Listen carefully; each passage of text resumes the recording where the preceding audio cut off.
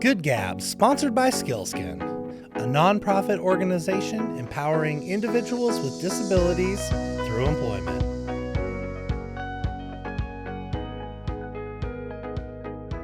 Okay, what's happening, Good Gabbers? Got another great episode for you today.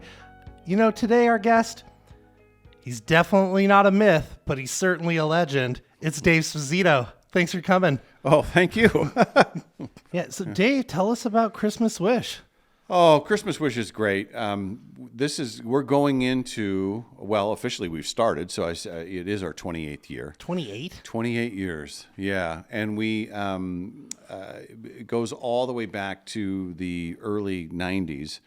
And I'd come back, I was working in New York, came back here in July of 92.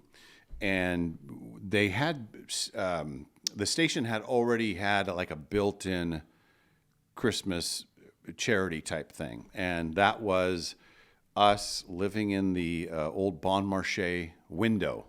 I remember that. I've been here for a long time. Yeah, I remember we did days. that for 3 years. Okay. And the bit there was, we'll be living in the window. You can come down anytime, drop off toys for tots. And that was wonderful. It was a great thing, and very nice that we did that for those years. But we always wanted to do something that was our thing. Like this is just going to be. We're going to start this from nothing, and we really did start it with nothing. So the idea is that people send us letters, and back then it was real letters, physical, stamped. Here we go. Yeah, showing up in the snail mail as we call it now, and probably in cursive too. Yeah. Oh yeah. Yeah. And all the stickers on anything to get our attention, stickers on the envelopes and all kinds of stuff. So people would send us letters, and they would tell us about a family member that was needing help for whatever reason. We would select, from the hundreds of letters that we get in, we would read one of the letters on the air, and then on the air we would help them make their Christmas wish come true, kind of a thing. And did you invite them into the studio, or did you call them? It was we had back then we had a promotions assistant. Because it was just me and Ken, it was just the two of us in the studio. We got this idea, let's make it happen. And the company back then was like, well, we don't understand it, and if you want to do it, well, good luck, go ahead.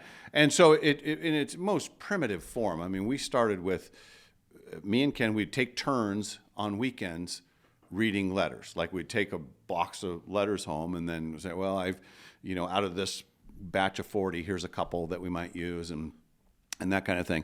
But we would select the letters, we'd read the letter, and then we would have a promotions person that would show up at their house. Nice. Knock on their door, and then we would have all of that happen on the air. Well, because we had just limited people to choose from, our promotions assistant, and wonderful guy, but, heavy smoker, didn't shave very much, had a black stocking cap with a black hoodie, and he's showing up at somebody's house in the dark, at 6:30 in the morning. I think it scared some people. I bet the peephole's yes, we're not going to that door. So over the years, it's gotten refined. We've had different people that have been what we call our elf. And they'll have a Santa hat on, and of course now we show up in the station vehicle, so they, you can know that okay, this is a legit. I love the evolution. Person. Yeah, and I look back on those those days, and I think, as weird as it was back then, it was like, well, that's pretty cool because that's really how it started. And then we, over the years, we're talking decades now, 28 years. Now there's a committee of people that will read the letters, and of course now it's all email, and so it's quicker. And then they're put into like a grid. Okay, well we've this is the whole family. Here's the items that we want to get for each person. Sophisticated. It's very well done, and to the company's credit, they've jumped in because under the umbrella of the company. It's a 501c3, so it's all legit. People can actually get tax, breaks for contributing to Christmas Wish, and so that's all. That's all good, and we've got. I think if you add up all the people involved, you're probably around 8 or 10. That's because awesome. you got people that are going out and doing the shopping. Then you got people, people reading the letters. Then we have the physical people that are showing up, meeting the person that wrote the letter and meeting the person that's going to receive the item. So that's been that's kind of the short story of how it went from where it started to where it is today. A lot of meat in between there. Absolutely. How many people do you help, or does Christmas Wish help in a given year? I know now this year we're still taking in letters. Our first Christmas Wish will happen on Monday. All right. This coming Monday. So we just finished our fundraising Wednesday, Thursday, and today, Friday. So that part is done. The wishes will start on Monday. So we're still getting emails in. We usually go the first week of giving the Christmas wishes, and then we'll cut it off because it's always I'd say the fewest amount over the last 20 years is probably 200, and then we've had in a year. Yeah. Whoa. Yeah. We've had one Okay, year. so this is impacting a ton of people Yes. over the decades. Yeah. And I know one year we were over 600 letters. And then the thing that I'm most proud of out of all this, I mean, we do probably 12 to 15 Christmas wishes on the air. That's the ones that people hear. Okay. The one that our executive producer Dana said she cries over every year. Oh yeah, so it's heart touching. Oh, it's incredible stories, and it also makes you, feel how lucky you are. I mean, there's some people that are going through some really, a lot of times it's a medical issue, and there was a young happy family doing great, and then dad gets injured or mom gets injured, and then they got to go off to, hospital visits, and then they need people to help with the care. So, money can really get depleted. Right. So yeah, a lot of amazing stories out there. But the thing that's a big deal to me is, of all the wishes that happen on the air, and there's, over the years you've heard hundreds of them, 10 to 15 every year on the air. All of the letters that are legit, and now we're getting into the hundreds, they're receiving something. Wow. So that's the commitment. Yeah, and as some years it's been, $15 Shopko gift card, but at least it was something. That means something. And it does, and it means a lot, but now we're into the point where it's usually, I think it's safe to say that most people are going to get at least $50 and some, gift card, Walmart or Yokes, shopping, that kind of thing. So, how are you putting this together? How is this funded? This is it's a lot of stuff. So we just finished our 3-day fundraising at the Spokane Civic Theater. So, and we were encouraging people to come down. Okay, so and I was drop off listening money. to you yesterday. So Yeah. I'd only caught 15 minutes, but I heard Civic Theater. Yeah, that's where we Okay. were. And we were inside. People could, they didn't even have to get out of their cars. If they wanted to drive by, we had a elf right outside that would run to their car door, and they could drop off a check or cash or whatever it was. So that was a big chunk. We'll probably, with the Northern Quest money that came in today, that's about $15,000. Wow. with those 3 days, and then we have just listeners that have been with us for so long. One of my favorite listeners, been listening at least 25 plus years. He had $500 in cash. We put that in the pot. We do a Christmas Wish golf tournament every year at the Coeur d'Alene Resort Golf Course. And so we raise, I think in the past, we've raised up to $15,000 with that. Usually it's over between $10,000 and $15,000, and all this money just sort of adds up, and it all gets brought in and it all gets spent. It's a zero, net zero kind of a thing. Whatever comes in goes out.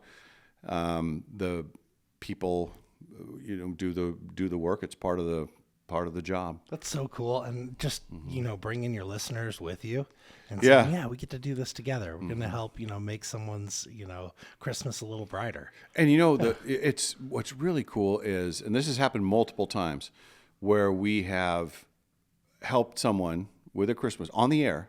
They're struggling. They help out the family, made the delivery, and then 2 years later, they show up and they say, that got me through a terrible time. Things are good for me now, and I'm now donating. I'm in. And then the opposite has happened. How's that feel when that happens? It's incredible, and it really gives you the community spirit. Like we are all in this together. These are all people, and they needed a helping hand. They got it, and then they know how important that helping hand was to them. They want to help someone else. We had a wonderful woman who ran a daycare, and she would have the kids. It was like a penny drive type of deal. So all the kids will bring in pennies. They're ready. Yeah, they want to be part of it. That was back in the day when it was physical penny. I mean, buckets of these, heavy. Buckets of coins are heavy, and they'd bring that into the studio, and it was a really, really a neat deal. And it was a couple $100 basically. And that's inspiring the youngins to know what giving back is. It was so great, and they loved doing it, and it was really fun. And sometimes we'd have them into the studio, and they'd all get to do a little cheer, and they'd get to hear themselves on the radio. Well, I would have loved that as a kid. She'd been doing that probably 4 or 5 years or so. Well, then she had a fire. Her house burned down, and so we helped her. And then that's kind of the full circle situation. We've had those kind of situations where people have benefited from a Christmas wish. They got back on their feet, things were better, and then they contributed. And then we had other people that had been contributing and helping out, and they loved the program, and then crazy situations happen. They end up needing help. So, what a cycle. The other thing is it's all our area. Yeah. So none of it gets. What is our area? Spokane, Coeur d'Alene, Post Falls, and we'll get into some North Idaho, but basically the listening area, anywhere where you can pick up the station, would be a house that we would visit. How's it been part of that community building that you've been a part of for so long? I mean, you've been here for a long time. You said you were in New York for a while. Well, I was here. Yeah, I've been all. So I was here. Then left, went to Texas, then came back here, then went to Colorado, then I was in North Dakota, then I was back here, then I was in New York, and then I came back I left New York in July of '92. And prior to that time, I had never been in the same place more than 2 years. And then here I am. Been here for 31. Why? So why just Spokane? Came out, yeah. Why do you choose Spokane? Yeah, I've come back to Spokane a couple of times, but I like it here. I truly this is home. People always say, because we've been on the air so long, and say, "Oh, well, you're from here, right?" I said, "Well, no, I'm not from here, but this is home. Yeah. I've been here long enough." So is that the test? Like you get to 25 plus years, you're like, okay, it's got to be home. Yeah. I think this is 31 years straight, but then if you add the other 5 from the other times that I was here, I mean, that's a lot of your life. Time. And that was all time, on the radio. So, in media. And so you see a lot of changes, but the cool thing is it's home, and everybody's got a story. I run into people all the time. Oh, you helped my brother and his family with a Christmas wish. It was like in 2004 or something, and they remember everything. Yeah. It's an important thing for them. We remember a lot of them, but it's you do several hundred of them over the years. It's I can't remember specifics, but they sure do. I mean, and when you see that twinkle in someone's eye, and you're like, yeah. I help be a part of that. Mm-hmm. That's exactly what it is. It's a really magic moment that in their life is something that they'll never forget. And that's pretty cool. I love it. Yeah. Well, how do our listeners get involved? The folks listening to Good Gab right now, like if they want to donate, how do they do that? We have our website's always open, 929zzu.com. There's a link right there, and it'll say Dave Kinamali's Christmas Wish. It'll be a little teddy bear with a wreath, and you click on that, and then actually that's for both that same procedure to go through that. You either if you know someone who's in need and you want to nominate somebody, you can do it there. Or if you just want to strictly donate, there's a place to do that as well. And we found really in the last probably 5 years, I think, that is the easiest way for people to donate. Makes sense. People are on their phones and it's easy. Exactly. And we had, we've always done a thing where we, like this week we're at the Civic Theater. It's like, physically come down, drop off cash or whatever. Prior to that, we would be in front of the Opera House, trying to find a central location where everybody knows where it is and they can drive by in their car, drop off cash. Well, what we're finding, and as you said, as times change, it's much more easier for people to just go, well, I'm warm, I'm in my home, this will take 2 seconds, I'm on the website, boom, I just gave them $50. And it can happen in less than a minute. And they get to be a part of this amazing And that's thing. what we tell people. So when you contribute, that means that all these Christmas wishes that you hear and these touching, very beautiful moments that happen on the radio, you were a part of that. Anyone that donated, you helped make that moment happen for someone. So it is cool. It is cool. Well, and I can imagine when I heard you yesterday, you're like, I got the one-man show going out here before you had, you were doing Win Dave's Money. Right. It's like people are going to come down. Yeah. You guys are great. Yeah, it was fun. Yeah. It's a nice, they're very nice to us to let us have a, indoor. We cleaned Skillskin, our organization. We cleaned that building for many years. Oh, wow. Yeah. So as the shows came, they supported employment for people with disabilities, and that's a great cool. partnership. Yeah. Yeah. Yeah. It's back in the old days, I mean, I'm talking when it was just me and Ken, and we would do the same sort of deal. We'd, be in front of the Opera House or whatever. It's always around this time of the year, so it's always cold. And we would we had one propane heater that we would stand in front of. A little and shivering. we would take turns, like, okay, you can stand in front of it for a couple minutes, then I would. And we did it for 4 hours on those days. And then when we were not, on the air, we would sneak off to the car with the heater on and just try to stay warm and then pop back out. Now, we're older and we understand that that's not we don't have to do it that way. We're in the Civic Theater's beautiful lobby. It's wonderful. Had lots of room for us. We have a big table set up. People can come in and they can see the show happen live if they want to. Yeah, how awesome is that? Yeah, and we had a couple people today that wanted to say, I want to watch you guys play the buzzword game, at 8:30. Is it okay if I stay? Oh, sure. So that was kind of fun. It was like our own sort of mini theater, even though we were in the lobby.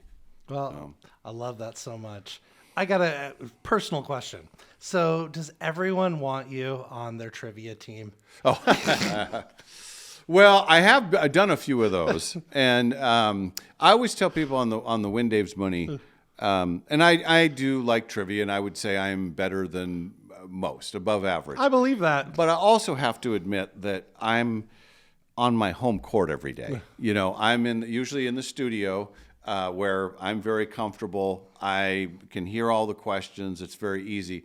The people that I'm playing against, some of them have never even been on the radio before. Yeah, that can be intimidating, right? It could be nervous, and some of them, are literally on the freeway driving in their car. We encourage people to pull over, of course, but sometimes we've had people that have done that before. So I think that I benefit from that as well. But there are certain things that I don't know. You just retain. All the Super Bowl scores from 50 years. I can pull those out of my head. Just different random trivial type things, but I think the overall is that I am on my home court every day. And Well, it makes sense. Well, I'd want It's you fun. on my team. okay. Well, everybody, you heard it here. You know how to get involved. Get on the internet, go check out, Christmas Wish, give a donation. Dave, thank you so much for thank showing you. up today. Thanks Yeah. for conversation and bringing us and our listeners involved. And, we're going to help where we can too. Love it. All right. Nice work. Thanks. A lot of fun.